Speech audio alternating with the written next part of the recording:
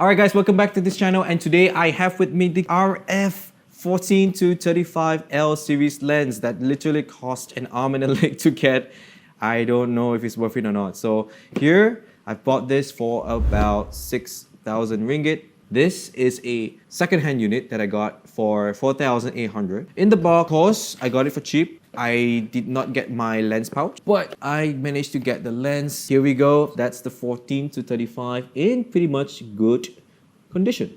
A couple of sample videos that I've shot using the 14-35 and then where I think the 14-35 excels but also have problems in which it comes in. So hi guys, my name is Rodric and I'm a full-time photographer, videographer here in Malaysia, doing mostly events, weddings, corporates, and guess what? Sometimes you see me on YouTube. So majority of the time as a videographer, I would often run my Ronin SC setup with my R8 and with the RF14-35.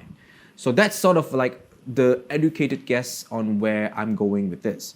I want my ability to run and gun really fast and with a very light setup. So majority of the time, I almost want to buy a lighter lens, hence the reason why I purchased the 14-35, not the 15-35. Now also, the weight on this is only like 680-90 grams as opposed to the 15-35, you know, close to 700-800 grams. So you're shaving off some grams there.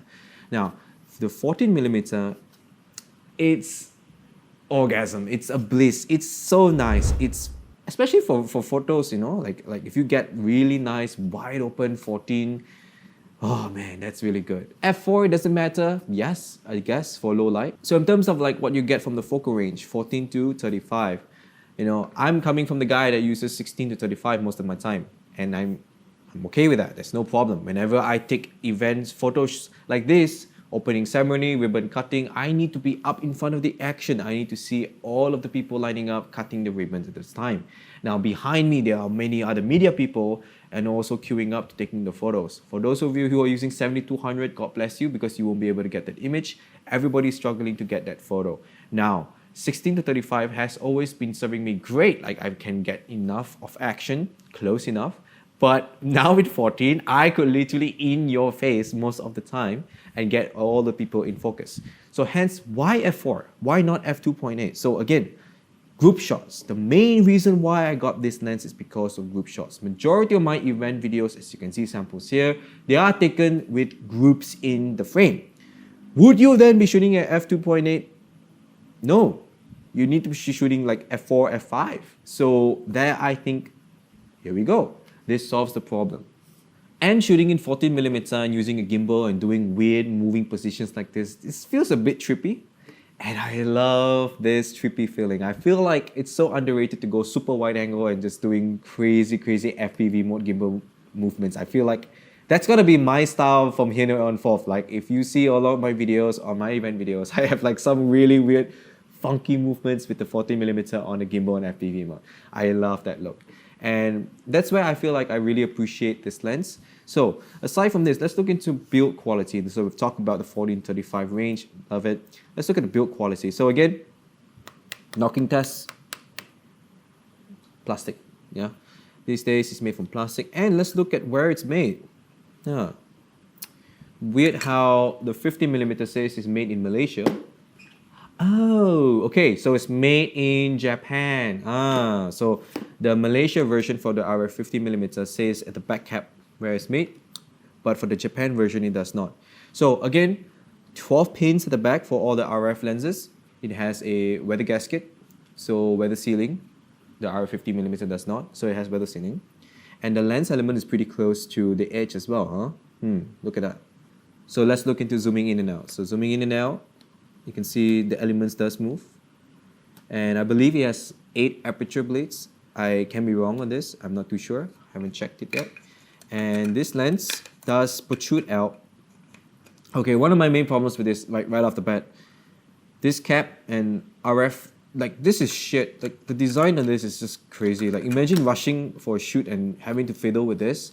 The EF ones are perfect. You get them right off the bat. But the RF ones are terrible, man. I really hate that. So yeah, it does, let me get the lens hood off. So it does protrude in and out. It does protrude a fair bit. And this may be a good news and bad news for you. It's bad news for me because dirt and grime can get stuck here. So you need to maintain your lens from time to time. But aside from that, hey, that's a pretty stubby lens. It's fat, short, Asian. So I love this lens, you know. I have no complaints.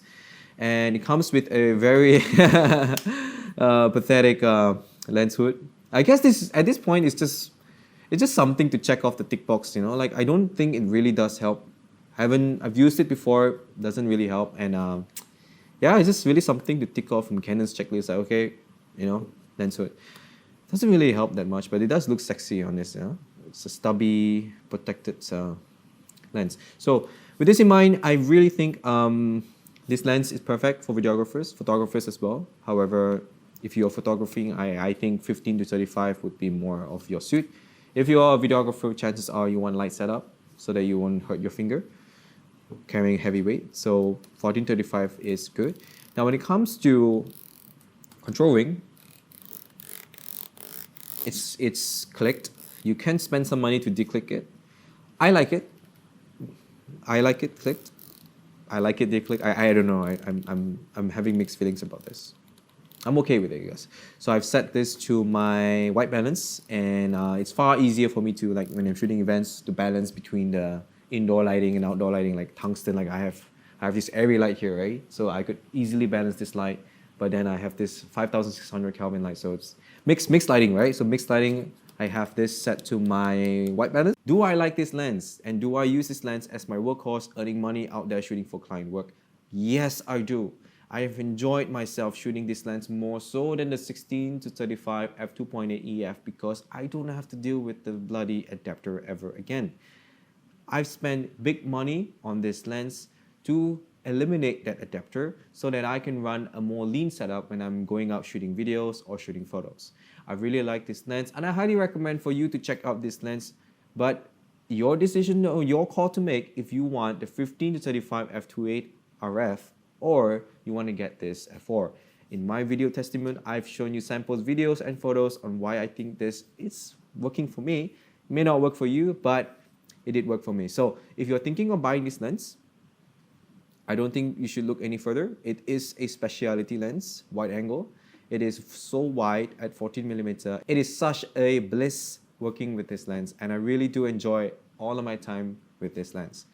So with this in mind, thank you so much for watching. I hope I've answered your question on whether or not you should skip or buy this lens. I hope I've given you enough samples for you to make that decision yourself. And I really do want to appreciate if you can hit like and subscribe on this channel if I'm producing this.